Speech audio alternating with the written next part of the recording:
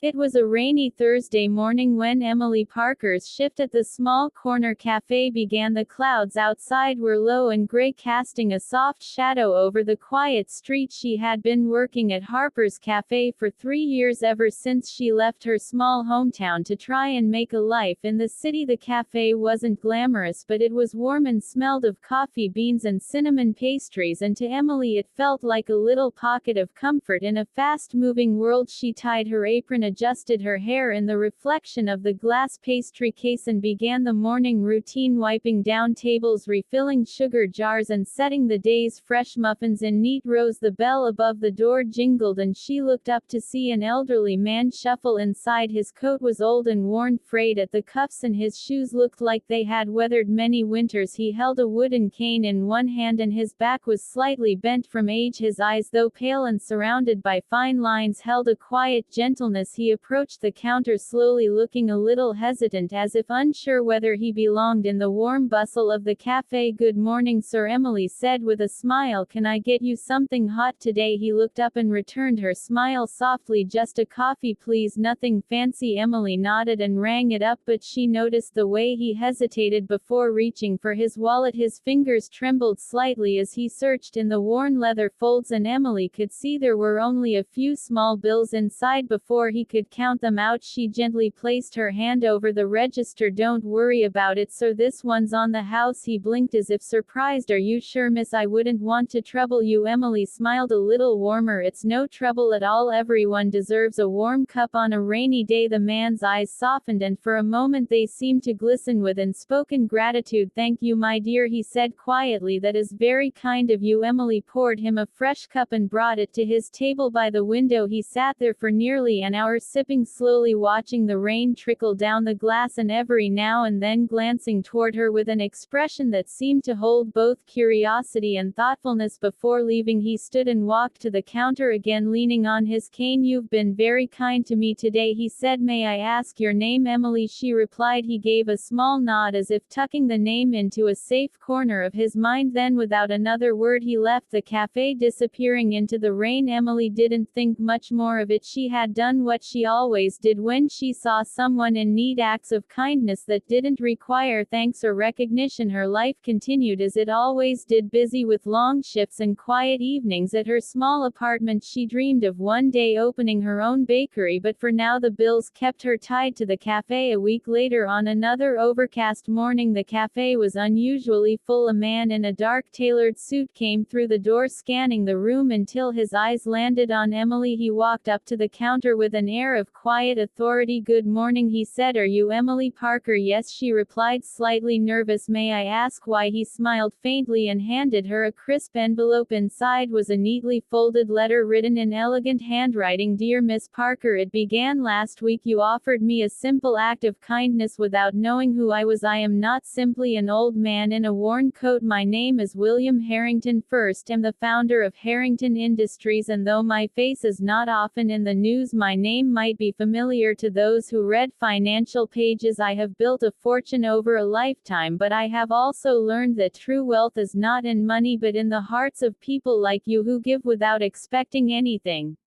in return." The man in the suit spoke then. "My employer, Mr. Harrington, asked me to personally deliver this letter to you, and this as well." He handed her a second envelope, thicker than the first. Emily opened it and gasped. Inside was a check written for $50,000. She looked up at the man, her mouth opening and closing in disbelief. "Mr. Harrington wishes to help you achieve whatever dream you hold closest to your heart," the man said. "He told me to tell you he remembers the way you smiled that day, and that your kindness reminded him of his late wife, who used to pay for strangers' meals without telling them." Emily felt her eyes sting with tears. She had never seen so many zeros on a check before, and the thought of someone giving her such a gift was overwhelming. But the letter wasn't finished. One more paragraph read, "I am an old man, and though my years are numbered, I find joy in seeing good people thrive. Use this for your bakery or for whatever brings you joy, and know that you have made an old man's rainy morning brighter than you you can imagine Emily pressed the letter to her chest speechless. Her manager, who had been watching in quiet surprise, came over asking if everything was all right. Emily told him the story and soon the whole cafe seemed to hum with warmth. The news traveled fast and by the next day locals came in to congratulate her, some even offering to help her plan her bakery. A few weeks later Emily stood in a small storefront just a few blocks from the cafe looking around at the space that would soon become Parker's bake shop. She painted the walls a soft cream color, set up glass display cases and filled them with pastries she had perfected over the years. On opening day a small crowd gathered and among them standing near the door was Mr. Harrington himself, wearing the same worn coat and holding his cane. He smiled at her as she approached. "You didn't have to come," Emily said, her voice catching. He chuckled. "I wouldn't miss it for the world, my dear. You see, this shop is as much yours as it is mine in spirit." She hugged him gently, careful of his frailty. Customers flowed in that day, many drawn by the story that had made its way through the community, and as the years went by Parker's bake shop became more than just a bakery. It became a place where kindness seemed to live in the very air, where regulars chatted over coffee and strangers became friends. Emily kept a small framed copy of Mr. Harrington's letter on the counter as a quiet reminder of the rainy morning that changed her life. Years later, when Mr. Harrington passed away peacefully in his sleep, Emily closed the shop for the day and baked a tray of his favorite scones, bringing them to a shelter in his honor. She had learned from him that kindness was a legacy one could pass on, far more valuable than money, and every time it rained and an older customer came in, she made sure to pour their coffee on the house, just as she had done for the man who turned out to be a billionaire looking for nothing more than a little warmth on a gray morning.